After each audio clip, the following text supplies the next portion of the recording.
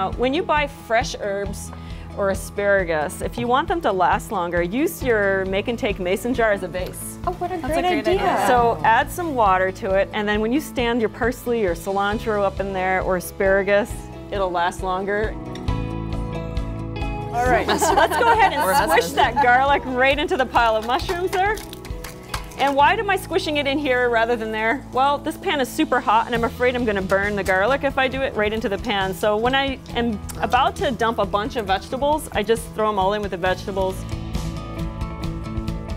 When you are purchasing citrus, look for the ones that look like they're not good.